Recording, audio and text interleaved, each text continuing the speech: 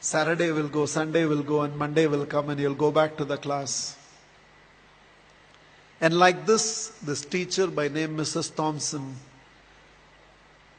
entered the class for the first time. And she had this habit of starting her class by saying, "Love you all." But she knew she was lying because she could not feel that love for one of the students in the class who was very unkept, untidy. And there was nothing in the child that drew attention from Mrs. Thompson. She was little indifferent to the child. She picked him for every negative example and ignored him for all the positive reasons. That year, she had written the progress report for the first quarter. And it was a system in the school that the headmasters have to countersign every progress report. The headmasters called for Mrs. Thompson and told Mrs. Thompson, a progress report should report some progress. It should make a parent feel my child has a future. The way you've written the progress report for Teddy, that is how he was called. The way you've written the progress report for Teddy, parents will give up on Teddy.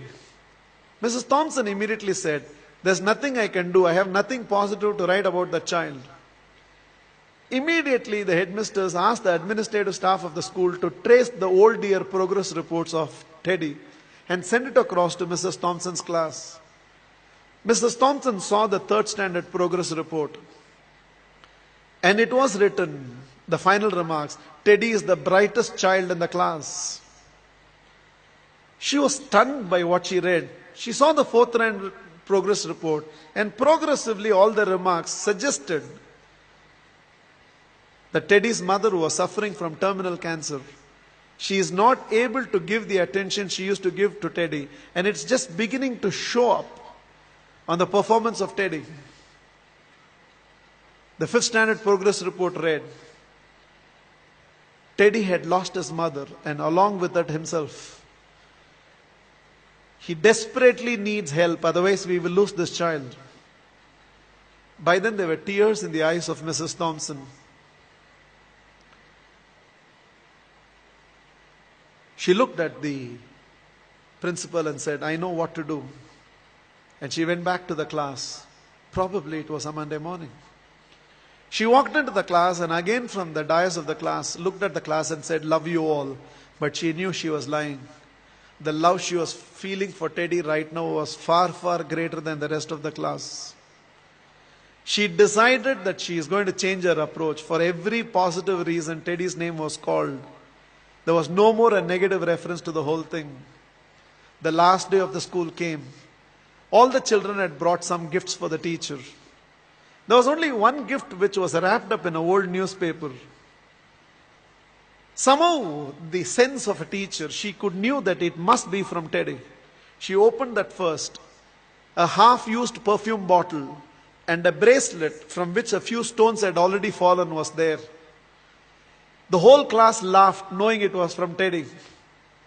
But without saying anything, Mrs. Thompson just took that half-used perfume bottle, sprayed it on her, wore that bracelet. With a quarter smile, it seems Teddy told, now you're smelling like my mother. This is the last perfume that she used before she left me. And this is what was removed from her body before she was taken into the coffin. 1 year later, end of the school, end of the year, there was a letter on Mrs. Thompson's table. I have seen few more teachers, but you're still the best teacher I've ever seen. With love, Teddy. Every year till the end of the year, Mrs. Thompson used to get this letter from Teddy. I've seen few more teachers, but you're the best teacher I've ever seen, Teddy. Years rolled by, they lost contact. Somewhere an agent traced Mrs. Thompson, who had retired by now, and handed over a letter. And the letter was signed, Dr. Theodore, PhD. Teddy had gone on to become a PhD.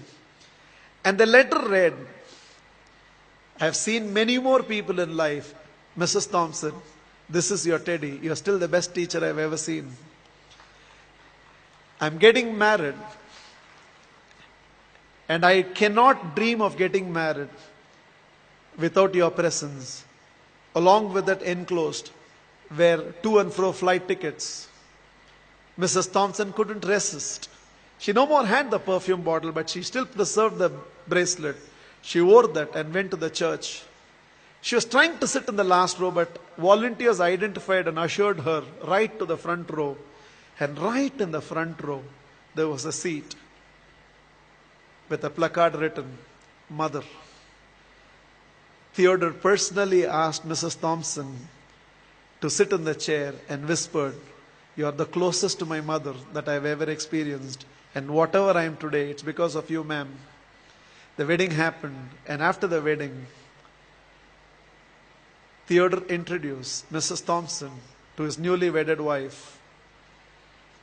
Without her, I wouldn't be where I am today. There were tears in Theodore's eyes. It seems Mrs. Thompson told the newly wedded woman, "Without Teddy, I would have never realized a teacher must first be a mother to every student of hers, and only then a teacher."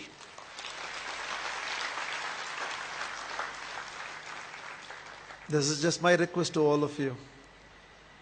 There is a Teddy sitting in your class. When you go back to your classroom on Monday morning, there is a Teddy in that class, and you can be that Mrs. Thompson.